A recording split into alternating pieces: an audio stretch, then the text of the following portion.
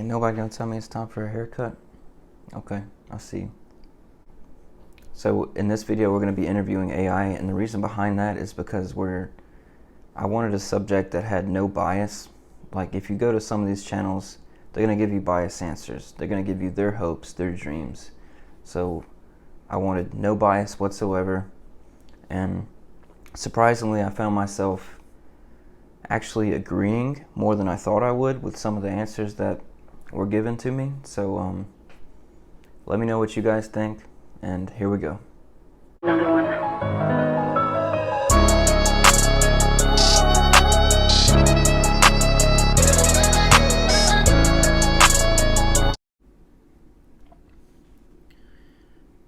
Okay, so just to kick everything off and make sure we're on the same page, first question is going to be, how would you yourself describe Pokemon?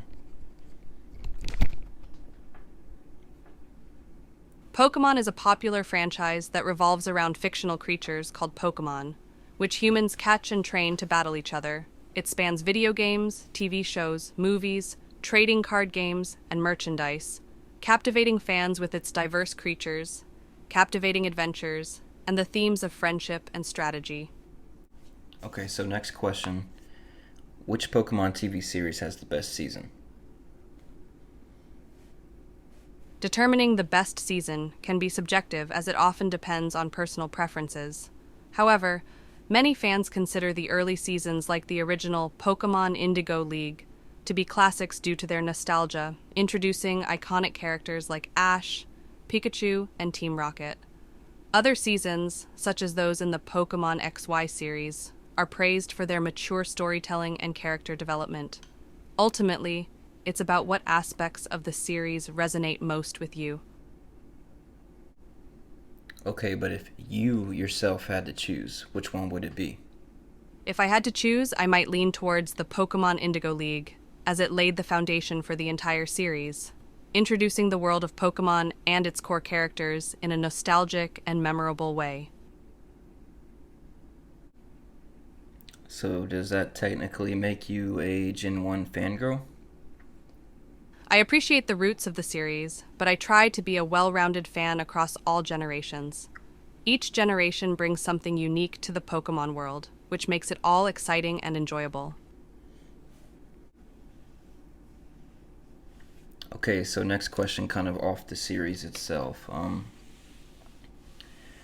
What is the main demographic of Pokemon, the hobby? Initially, Pokémon targeted children and young teens, but its appeal has broadened significantly. Nowadays, the main demographic encompasses a wide range of ages, appealing to both the original fans who grew up with the franchise and newer, younger audiences. The games, TV shows, movies, and merchandise cater to a diverse fan base, including kids, teenagers, young adults, and even older fans who've stuck with the franchise since its inception. Okay, so pertaining to that last question, if you had to put a percentage on those, what would it be? It's challenging to pinpoint exact percentages as the demographic spread can vary across different aspects of the Pokémon franchise.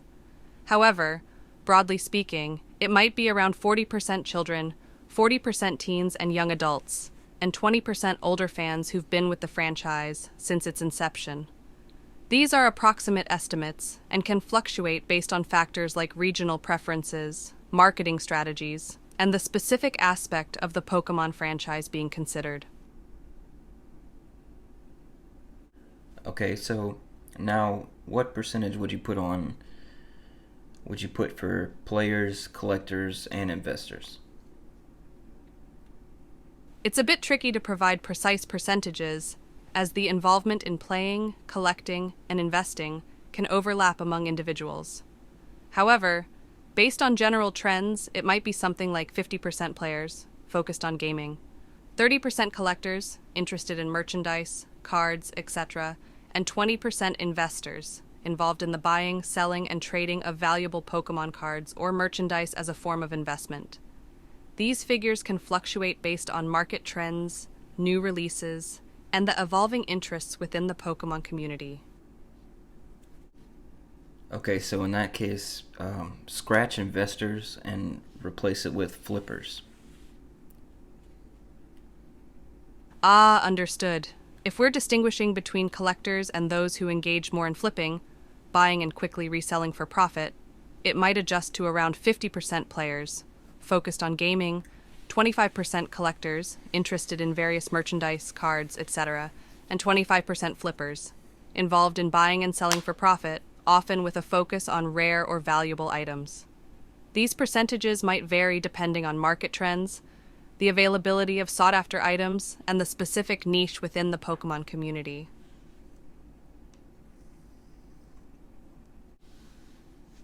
Okay, so 25% in this hobby is it's not small, but so 25% what's at 25% would flippers still be considered a niche? In the context of the broader Pokemon community, yes, the group primarily focused on flipping items for profit could be considered a niche. While significant within the community, it represents a specific segment with a particular interest in the financial aspect of Pokemon merchandise, cards, or other collectibles. This segment might not encompass the majority of Pokemon enthusiasts, but can still wield a considerable influence, especially within the market dynamics of the Pokemon collecting scene. Okay, so time for a little more specific questions, I guess. A little harder questions. Bring it on. What do you want to know? So, what is your analysis of the current secondary market of Pokemon? The secondary market for Pokemon has experienced significant fluctuations and growth in recent years.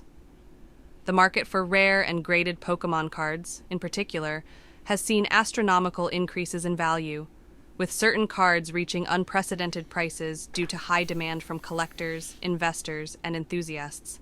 Factors such as limited supply, nostalgia, influencer endorsements, and media attention have contributed to this surge. However, this rapid escalation has also led to concerns about market sustainability, potential bubbles, and the impact on genuine collectors. The market's volatility and susceptibility to speculative trends are apparent, raising questions about the long-term stability of certain price points. Regulatory changes, shifts in consumer interests, and the introduction of new Pokemon-related products could influence the future trajectory of the secondary market. Overall, while the market has seen incredible growth, careful consideration of its sustainability and the balance between collectors, investors, and casual enthusiasts is crucial for its continued health.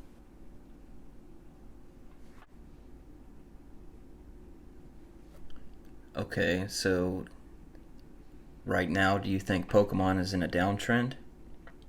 The Pokemon franchise, as a whole, remains incredibly popular and influential across various mediums like video games, TV shows, movies, and merchandise. However, the secondary market for Pokemon cards specifically has experienced fluctuations and moments where certain aspects might be in a corrective phase. The unprecedented surge in prices for certain Pokemon cards seems to have cooled off or stabilized in some cases. This correction doesn't necessarily indicate a decline in the overall appeal of Pokemon. Instead, it reflects a market, adjusting from an unsustainable rapid increase in value. Pokemon's longevity and adaptability suggest that it's more of a temporary adjustment within the secondary market, rather than a sustained downward trend for the franchise itself. The ongoing introduction of new games, expansions, collaborations, and events continues to engage fans worldwide. The broader Pokemon community remains vibrant and passionate, indicating that while certain market segments might see adjustments, the overall franchise's appeal remains strong.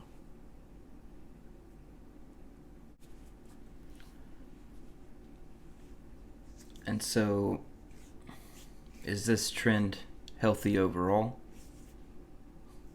The recent corrections in the Pokemon secondary market might actually contribute to a healthier and more sustainable environment for collectors, players, and enthusiasts in the long run. The extreme price spikes observed previously could have made it challenging for many fans to access and enjoy certain aspects of the franchise, particularly high-value cards or collectibles. A more stable market, where prices align more closely with genuine value and demand, allows for a more inclusive and accessible environment for all types of Pokémon enthusiasts. However, it's essential to strike a balance. While stability is vital, a market that's too stagnant might lack excitement and potential growth opportunities. Finding a middle ground where prices are reasonable, accessibility is feasible, and there's still room for value appreciation, albeit at a more sustainable pace, could be the healthiest scenario for the Pokémon secondary market and the community at large.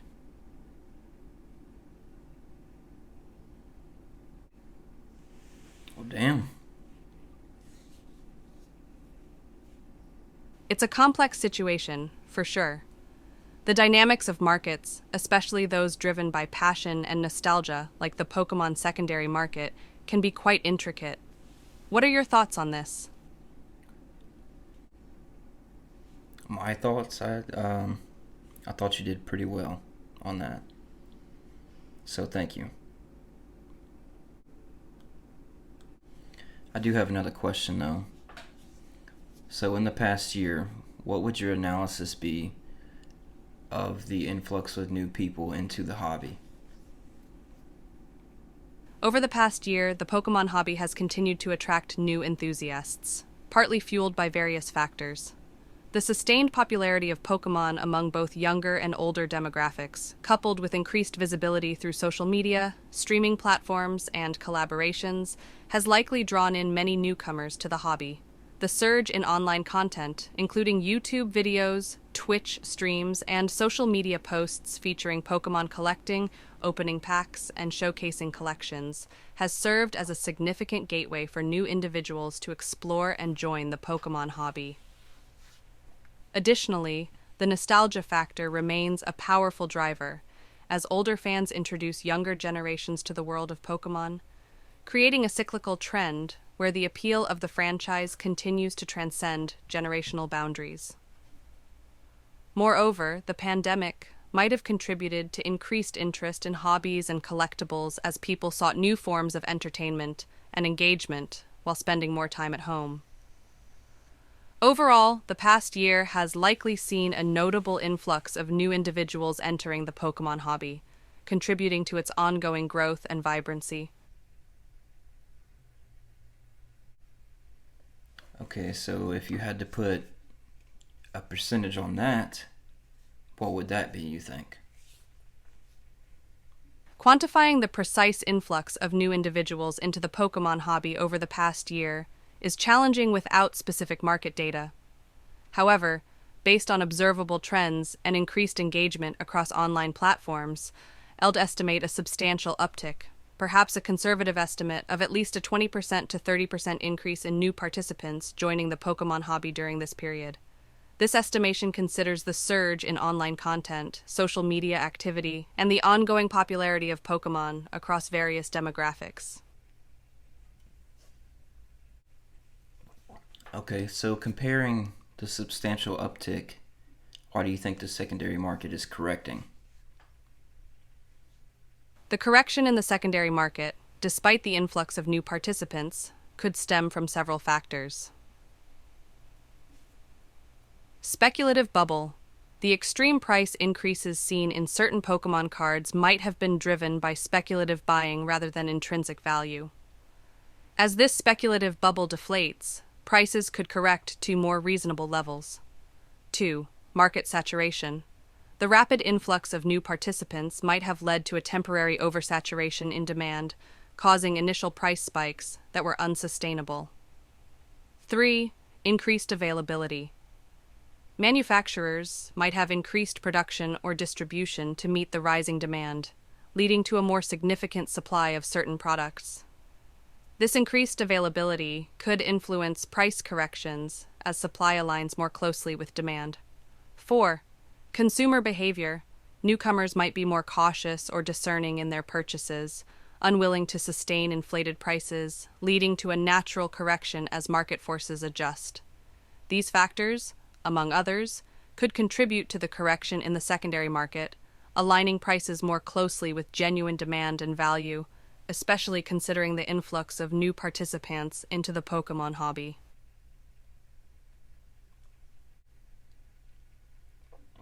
Okay, so bubbles, saturation, availability, and smarter buying habits, basically. Which, yeah, I can see that. All very good points, for sure. I appreciate your time. You're very welcome. If you ever have more questions or need further insights, don't hesitate to reach out.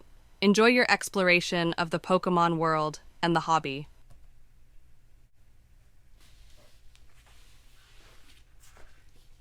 Okay, so last question. If you had one piece of advice for the hobby as a whole, what would it be? My advice would be to embrace the joy of the hobby itself. Whether you're a collector, player, or enthusiast, focus on the fun, the connections made, and the experiences shared within the Pokémon community. While investments and market values are a part of it, the heart of the Pokémon hobby lies in the enjoyment, nostalgia, and camaraderie it brings. Stay passionate, enjoy the journey, and cherish the moments within this fantastic world of Pokémon. Well, that was nice. And I definitely couldn't have said it better myself, really. I was positive for sure. Okay, well, that concludes our interview. So, thank you very much.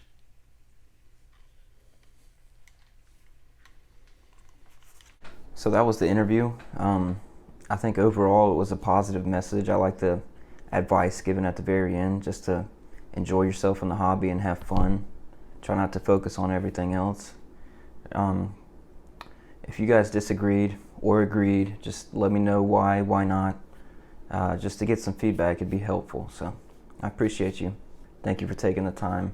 I'll see you on the next video.